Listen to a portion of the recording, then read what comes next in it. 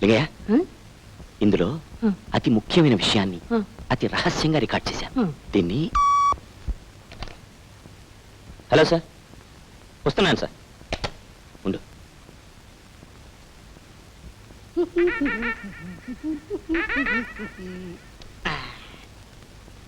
ప్రేమ గుడ్డిది. ప్రేమకు కులం లేదు, మతం లేదు, జాతి లేదు. ప్రేమే దైవం, ప్రేమే సర్వస్వం. ఈ జగమంతా ప్రేమమయం. ఇది నాది కదండి, ఈ అకౌంటెంట్ గారిది. My dear staff, please come here. Come on come on. మీ అందరికీ ఓ శుభవార్త. మిస్టర్ కుమార్కి ప్రమోషన్ ఇస్తున్నామని, ఒక నెల ట్రైనింగ్కి హెడ్ ఆఫీస్కి రమ్మని ఇప్పుడే ట్రంకాలు వచ్చింది. ఒక గంటలో బయలుదేరి వెళ్తున్నారు. Congratulations sir. Congratulations sir. Thank you. Janaki గారు, మీకు ఈ టేప్ రికార్డ్ ఇవ్వాలని. నాకెందుకు? ఇందులో ముఖ్యంగా మీరు వినాల్సింది ప్రేమ గుడ్డిది అన్న మీ లెక్చరేగా. అరే, మీరు ఎలా విన్నారు? నేనే కాదు, అందరూ విన్నారు. లింగయ్య వినిపించాడు. అమ్మో, అందరూ చివరిదాకా విన్నారా? జగమంతా ప్రేమమయం అంతవరకు విన్నాం. అమ్మయ్యా, థ్యాంక్ గాడ్.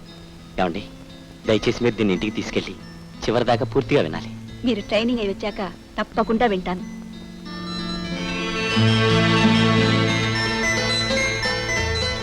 అదిగో అమ్మాయి వచ్చింది.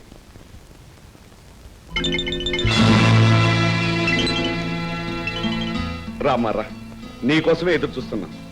అదృష్టం నిన్ను వెతుక్కుంటూ వచ్చింది. మరి నన్ను చూడగానే తలదించుకుంది నాన్న. ఏమిటమ్మా మాటలు? మీరెవరనుకున్నావు? సాక్షాత్తు లక్ష్మీపుత్రుడు, పేరు రఘురాముడు. రఘురాముడు నన్ను ప్రేమించానన్నాడా నాన్న? అంతేకాదమ్మా, పెళ్లి చేసుకుందామనే ఉద్దేశంతో వచ్చారు. అవునవును, శ్రీమంతుల బిడ్డ కదా, రోజుకొక పెళ్లి చేసుకోవచ్చు, పూటకొక అమ్మాయితో గడపచ్చు. అదేమిటమ్మా? అవునా? ఇంతకు ముందు ఇతను ఎంతమందిని పెళ్లి చేసుకుంటానన్నాడో, ఆ మాటతో ఎందరిని వంచాడో అడిగి తెలుసుకో. చూడండి, మీ అమ్మాయి గారు నన్ను తప్పుగా అర్థం చేసుకున్నానా అండి? పాపం. నాన్న, ఇతను పేరుకు రఘురాముడు గాని బుద్ధికి రావణాసురుడు. రోజుకు ఆడపిల్లను కొనాలనుకునే నీచుడు. అమాయకులైన ఆడపిల్లల్ని వంచి 3 ముళ్ళు వేస్తానని నమ్మించి మెడకు ఉరితాడు బిగించే పరమ దుర్మార్గుడు.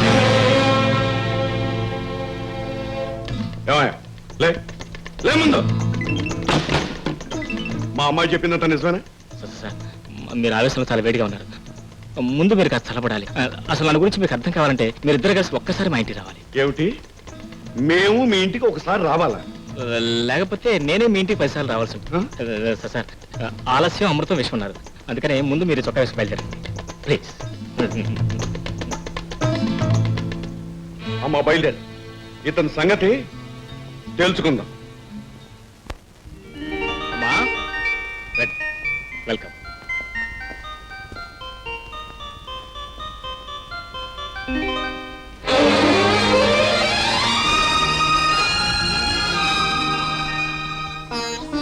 రండి.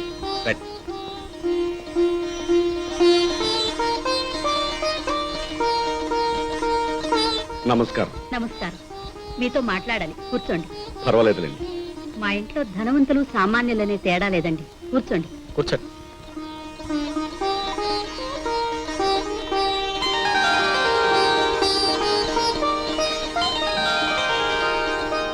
చూడండి, మా రఘురాముడు బిఏబిఎల్ పాస్ అయిన అడ్వకేట్. మొరటివాడిలా మీకు కనిపించిన పసిబిడ్డలాంటి అమాయకుడు.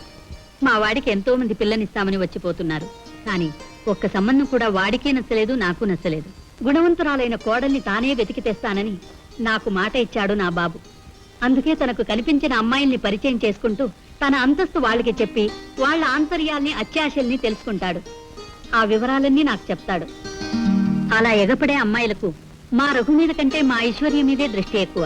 అందుకే ఇంతవరకు నా ముచ్చట తీరలేదు. మీ అమ్మాయి గుణవంతురాలని రఘు చెప్పాడు. అందుకే జానకిని చూడాలని ఆరాటపడ్డాను. ఇప్పుడు చూశాక ఆడపిల్ల తండ్రి మీరడగవలసిన మాట నేనే అడుగుతున్నాను. మీ జానకిని నా కోడలిగా చేయమని కోరుతున్నాను. మీరిలా అడగటం మా అదృష్టం. అయితే శుభశే శీఘ్రం.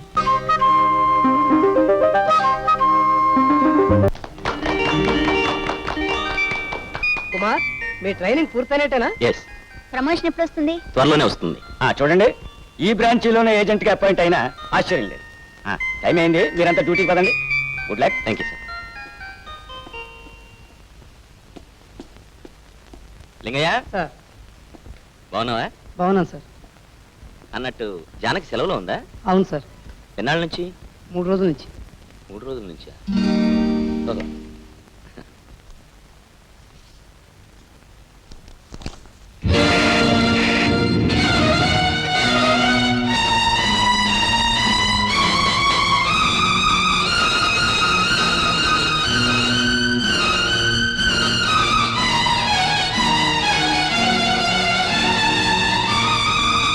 పెళ్ళి అయిపోయి 3 రోజులైంది సార్.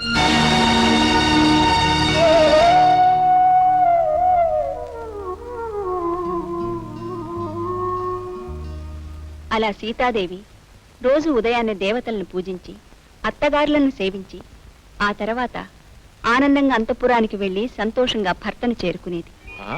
అలాగా బాగుందండి వరుస. కోడలు గారు రామాయణ పారాయణం చేయటం, అత్తగారు చెవులు ఉప్పుకుని వినటం. అమ్మా, మీ ఇద్దరికి ఒక సంతోషకరమైన వార్త ఇచ్చాను. ఏమిటి బాబు? నాకు పబ్లిక్ ప్రాసిక్యూటర్ గా పోస్టింగ్ వచ్చిందమ్మా. అలాగా? నీకు ఉద్యోగం ఎందుకురా? ఉన్న ఐశ్వర్యం చాలదు? పెద్దలు సంపాదించి పెట్టిన ఆస్తుల మీద ఆధారపడటం పురుష లక్షణం కాదమ్మా. అసలు నాకు ఈ ఉద్యోగం రావడానికి ముఖ్యమైన కారణం ఎవరో తెలుసా? ఎవరు? ఇంకెవరో, సదరు జానకమ్మ గారు. వీరు మన ప్రాంగణంలో అడుగు పెట్టారు, మన అదృష్టం పండింది. ఓ ఐసో ఐస్, ఐసో ఐస్. అమ్మా, ఈ సందర్భంగా నా ఫ్రెండ్స్ అంతా కలిసి నాకు పార్టీ ఇస్తున్నారు. నేను వెళ్ళొస్తాను. వెళ్ళరా బాబు. జానకి, కొంచెం లేట్ అవుతుంది, బేర్ విత్ మీ. అత్తయ్య, ఈ సంతోష సమయంలో గుడికెళ్ళి అర్చన చేద్దామనుంది. ఆలయానికి వెళ్ళి రావటానికి అనుమతి అక్కర్లేదమ్మా. నాకు వచ్చే ఓపిక లేదు. కారు తీసుకుని నువ్వు వెళ్ళరా. డ్రైవర్! కారెందుకు అత్తయ్య? దగ్గరేగా, నడిచెళ్ళొస్తా.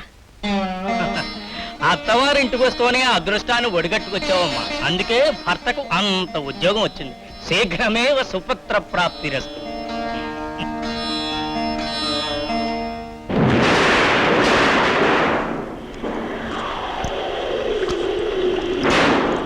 ఏ రిక్షా?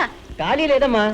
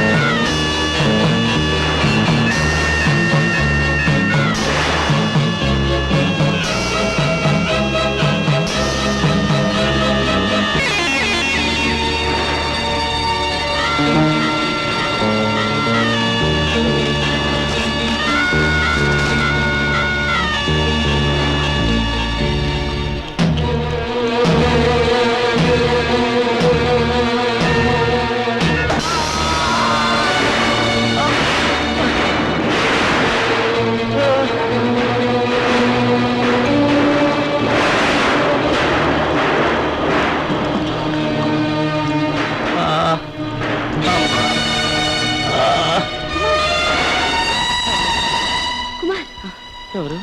నేను జానకిని. జానకరా? ఏం జరిగింది?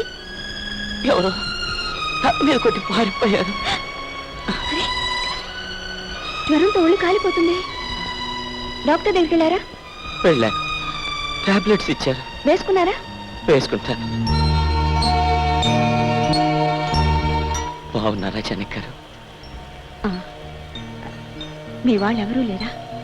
తాతల కాలం నాటి ఇల్లు తప్ప నా అన్న వాళ్ళెవరూ నాకు ఈ ఊళ్ళో లేరు.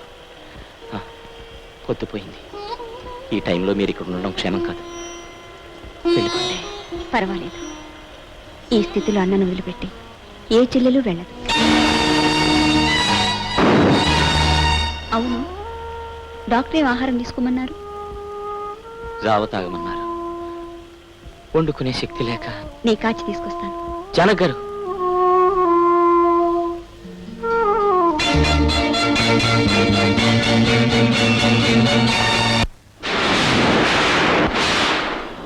ధనలక్ష్మి ప్రాప్తిరస్తు, కనకలక్ష్మి ప్రాప్తిరస్తు, వజ్ర వైఢూర్య లక్ష్మి ప్రాప్తిరస్తు.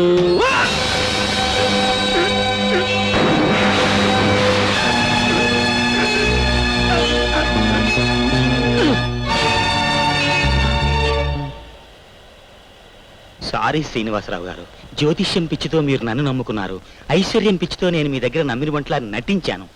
స్థూ స్థూ, మీ ఆత్మకు శాంతి ప్రాప్తిరస్తూ. ఈ దెబ్బతో నా కోరిక తీరింది, కుమార్ గాడి మీద నా పగ తీరుతుంది.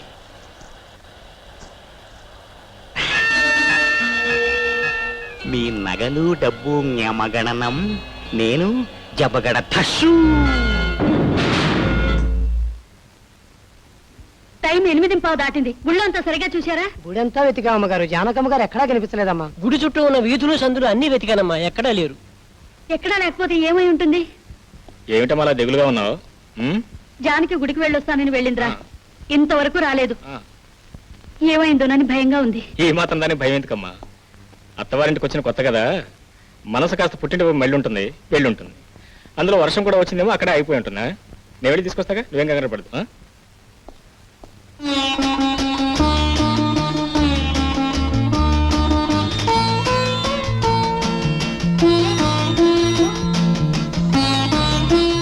రాణి గారి స్వాగతం, దయచేయండి.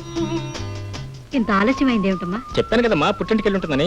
ఇదిగో ముందు నువ్వు గదిలోకి వెళ్ళి తడిచారు మార్చుకో, లేకపోతే జలుబు చేసి జ్వరం వస్తుందా? ఇంత మాత్రానికి జలుబు చేయదు, జ్వరం రాదు.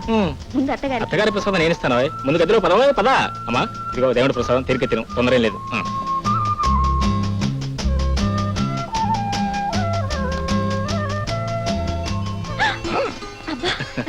ఏమిటండి ఇది? ఏమిటో కూడా తెలీదా? శృంగారమో సింగారం.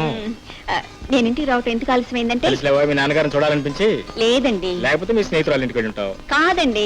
ముందు నచ్చపెట్టకండి, పదండి ప్లీజ్ పదండి. అయ్యో, ఇంట్లో అందరూ మేలుకునే ఉన్నారండి. తెలిసి తలుపు గడేసి వచ్చానండి. బెడ్ అంతా తడిచిపోతుందండి. కాస్త తడవనివ్వండి. ముందు లైట్ ఆఫ్ చేయండి, లేకపోతే సెన్సార్. ఇక్కడ ఎవరున్నారండి సెన్సార్ చేయడానికి? మీరున్నారు కదా. సరేనండి.